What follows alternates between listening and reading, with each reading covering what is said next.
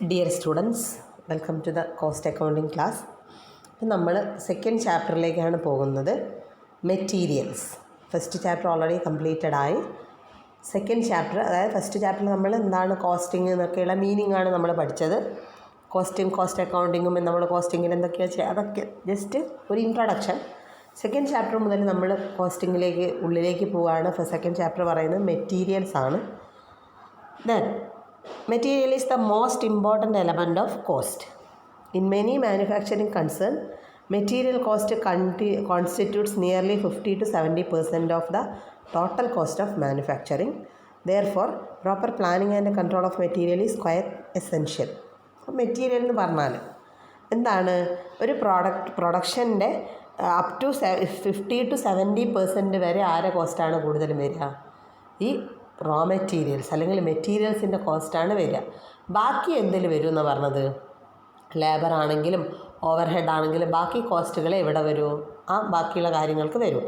അപ്പോൾ ഒരു പ്രോഡക്റ്റ് ഉണ്ടാക്കണമെങ്കിൽ, ഇപ്പോൾ ഒരു മെഷീനറി ഒരു ഫർണിച്ചർ ഉണ്ടാക്കണമെങ്കിൽ അതിൻ്റെ ഒരു 70% പൈസ എങ്ങോട്ടേക്കാണ് പോകുന്നത്? അതിൻ്റെ മെറ്റീരിയൽ, അതായത് മരം, ഇത് വാങ്ങണം. എന്നിട്ടാണ് അതിൻ്റെ ലേബർ ചാർജും ബാക്കിയുള്ള എന്താ പറയുക ഇൻഡയറക്റ്റ് ചാർജസും ഒക്കെ വരുന്നത്. അപ്പോൾ എപ്പോഴും ഒരു മാനുഫാക്ചറിങ് കൺസേണിൻ്റെ 70 അപ് ടു 70 എന്നാണ് പറയുന്നത്. 50 to 70 ഈ ഒരു പെർസെൻറ്റേജ് വരുന്നത് എന്തിനാണ്? മെറ്റീരിയൽസിനാണ്. ഇനി materials are the basic substances that are transformed into finished goods. Thus materials are the things used for producing an article or providing a service. Materials include the following: raw materials, components, consumable stores, maintenance material, tools, primary packaging, etc. Material എന്ന് പറഞ്ഞാൽ ഒരുപാട് സാധനങ്ങളുണ്ട്. ഇപ്പോൾ raw materials ഉണ്ട്, components ഉണ്ട്, consumable stores ഉണ്ട്. ഇതൊക്കെ എന്താണ്? മെറ്റീരിയൽസ് ആണ്. അപ്പോൾ ഓരോ ഫേമിനനുസരിച്ച് മെറ്റീരിയൽസ് എന്ത് ചെയ്യും? മാറിക്കൊണ്ടിരിക്കും. Next, stores. Raw materials which are purchased for stock purpose to be issued to different work orders as and when required are called stores. Stores include not only raw materials used in production but also other items held in stock in the storeroom such as components, tools, patterns, maintenance materials, etc. Work in progress also. ഇതൊക്കെ എന്താണ്? സ്റ്റോഴ്സിൽ വരും. ഇപ്പോൾ stores എന്ന് പറഞ്ഞാൽ എന്താണ്? which are raw materials which are purchased for stock purposes to be issued to different work orders. നമ്മൾ ഓരോ work ഓർഡേഴ്സിന് വേണ്ടി ചെയ്ത് വെച്ചിരിക്കുന്ന അല്ലെങ്കിൽ കൊടുക്കാൻ പോകുന്ന മെറ്റീരിയൽസാണ് എന്ത്? സ്റ്റോഴ്സ് എന്ന് പറഞ്ഞാൽ. ഇനി ഇൻവെൻട്രി എന്താ നോക്കാം. For the smooth running every enterprise need inventory. അപ്പോൾ നമ്മൾ ഇതിൽ പഠിച്ചിട്ടുണ്ട് ഇൻവെൻട്രി, ഫിനാൻഷ്യൽ അക്കൗണ്ടിങ്ങിൽ പഠിച്ചിട്ടുണ്ട് ഇൻവെൻട്രി അല്ലെങ്കിൽ സ്റ്റോക്ക് എന്താണെന്നുള്ളത്. സ്റ്റോക്ക് രണ്ട് രീതിയിൽ, ഓപ്പണിംഗ് സ്റ്റോക്കും ക്ലോസിംഗ് സ്റ്റോക്കും. ഈ സ്റ്റോക്ക് തന്നെ പല സ്റ്റോക്കും ഉണ്ട്. റോ മെറ്റീരിയലിൻ്റെ സ്റ്റോക്ക് ഉണ്ട്, ഫിനിഷ്ഡ് ഗുഡ്സിൻ്റെ സ്റ്റോക്ക് ഉണ്ട്, വർക്ക് ഇൻ പ്രോഗ്രസിൻ്റെ സ്റ്റോക്കുണ്ട്. നമുക്കിവിടെ വേണ്ടത് എന്തിൻ്റെ സ്റ്റോക്കാണ്? റോ മെറ്റീരിയലിൻ്റെ സ്റ്റോക്കാണ്. അപ്പോൾ നോക്കാം. അപ്പോൾ inventory means stock. It means any stock or direct or indirect material or finished item or both stocked in order to meet expected and unexpected demand in the future. അപ്പോൾ നമ്മൾ സ്റ്റോക്ക് ചെയ്ത് വെച്ചിരിക്കുന്ന ഏത് തരം റോ മെറ്റീരിയൽ നമ്മളെന്താണ്? Inventory എന്ന് നമുക്ക് പറയാം. Inventory include stock of raw material, work in progress, finished goods and stores. പറഞ്ഞതൊക്കെ എന്താണ്? ഇൻവെൻട്രി ആയിട്ടും പെടുത്താം. സ്റ്റോക്ക് എന്തൊക്കെയാവാം? റോ മെറ്റീരിയൽസ് ആവാം, വർക്ക് ഇൻ പ്രോഗ്രസ് ആവാം, ഫിനിഷ്ഡ് ഗുഡ്സ് ആവാം ആൻഡ് സ്റ്റോഴ്സ് ആവാം. ഇതൊക്കെ എന്താണ്? ഇൻവെൻട്രി ആണ്. Next, classification of material. മെറ്റീരിയൽസിന് നമ്മൾ ക്ലാസിഫിക്കേഷൻ നടത്തുമ്പോൾ മെയിനായിട്ട് രണ്ട് രീതിയിലാണ് നമ്മൾ മെറ്റീരിയൽസിന് എന്ത് ചെയ്യുന്നത്? ക്ലാസിഫിക്കേഷൻ നടത്തുന്നത്. ഡയറക്റ്റ് മെറ്റീരിയൽസും ഇൻഡയറക്റ്റ് മെറ്റീരിയൽസും. നോക്കാം. Direct materials.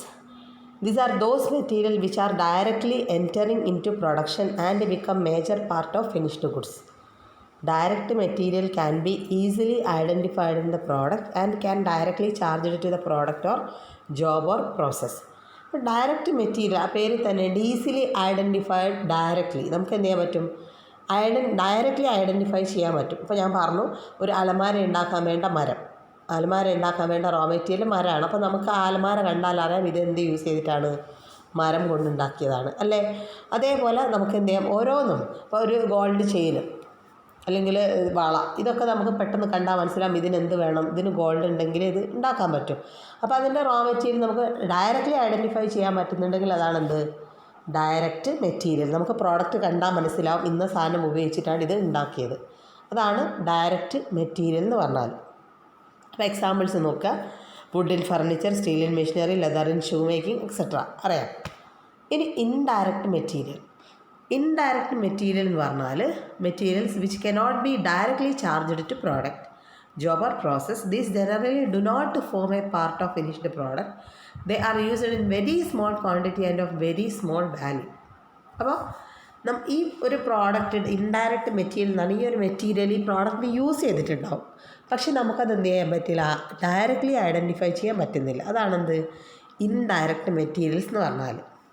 അപ്പോൾ അതിന് എക്സാമ്പിൾ പറയുന്നത് nails in furniture, glue in book binding, pin, oil, grease, ഇതൊക്കെ. നമ്മളിപ്പോൾ ഒരു ഓയിലൊക്കെ ഇട്ട് ഒരു എന്താ പറയുക, ഒരു സാധനം പ്രവർത്തിക്കണമെങ്കിൽ ഓയിൽ ഇടണം, ഗ്രീസ് ഇടണം. ഇതൊക്കെ നമുക്ക് കാണാനൊന്നും പറ്റിയെന്ന് വരില്ല. അതൊക്കെ ഉള്ളിലുള്ള സാധനങ്ങൾ, നമ്മൾ ആ മെഷീനറിൻ്റെ പുറം ഭാഗം കാണുന്നുള്ളൂ. അപ്പോൾ ഉള്ളിൽ ഒരുപാട് കാര്യങ്ങൾ യൂസ് ചെയ്തിട്ടുണ്ടാവും അല്ലേ. അപ്പോൾ ഇതൊക്കെ എന്താണ്, ഇൻഡയറക്റ്റ് മെറ്റീരിയലാണ്. ഏറ്റവും കുറവ് വെരി സ്മോൾ ക്വാണ്ടിറ്റി ആയിരിക്കാം യൂസ് ചെയ്തത്, പക്ഷേ നമുക്ക് എന്ത് ചെയ്യാൻ പറ്റുന്നില്ല, ഐഡൻറ്റിഫൈ ചെയ്യാൻ പറ്റുന്നില്ല. ഈ പ്രോഡക്റ്റ് കണ്ടാൽ അറിയാം നമുക്കിതിന് പശ ഉപയോഗിച്ചോ പറയാൻ പറ്റുമോ, അപ്പോൾ ഇതിൻ്റെ ഉള്ളിൽ ആണിയുണ്ട് പറയാൻ പറ്റുമോ. അപ്പോൾ ഇതൊക്കെ എന്താണ്, ചെറിയ ചെറിയ നെയിൽസ്, ഇതൊക്കെ എന്താണ് ഇൻഡയറക്റ്റ് മെറ്റീരിയലിൻ്റെ ബേസിൽ വരുന്നതാണ്. അപ്പോൾ ഇത്രയാണ് മെറ്റീരിയലിൻ്റെ ഒരു ഇൻട്രൊഡക്ഷൻ എന്നുള്ള രീതിയിൽ ഞാൻ പറയുന്നത്. അപ്പോൾ മെറ്റീരിയൽ എന്താണ്, മെറ്റീരിയലിൻ്റെ 2 ക്ലാസിഫിക്കേഷൻസ്. ബാക്കിയൊക്കെ മെറ്റീരിയലിനുള്ളിൽ തന്നെ, സ്റ്റോഴ്സ് ഇൻവെൻറ്ററി ആണെങ്കിൽ അതൊക്കെ മെറ്റീരിയലിൻ്റെ മീനിങ്ങിൻ്റെ ഉള്ളിൽ തന്നെ വരുന്നതാണ്. ടൈപ്സാണ് പിന്നെ പറഞ്ഞത്, ഡയറക്റ്റ് മെറ്റീരിയലും ഇൻഡയറക്റ്റ് മെറ്റീരിയലും. അപ്പോൾ ഈ ചാപ്റ്റർ മുതൽ നമ്മൾ പ്രോബ്ലം തുടങ്ങുകയാണ്. എന്ത് ചെയ്യണം, നിങ്ങളെ കയ്യിൽ നോട്ട് ഉണ്ടായിരിക്കണം. ഞാൻ ഓരോ പ്രോബ്ലം തരുമ്പോൾ നിങ്ങൾ ചെയ്ത് കാണിക്കണം. Thank you.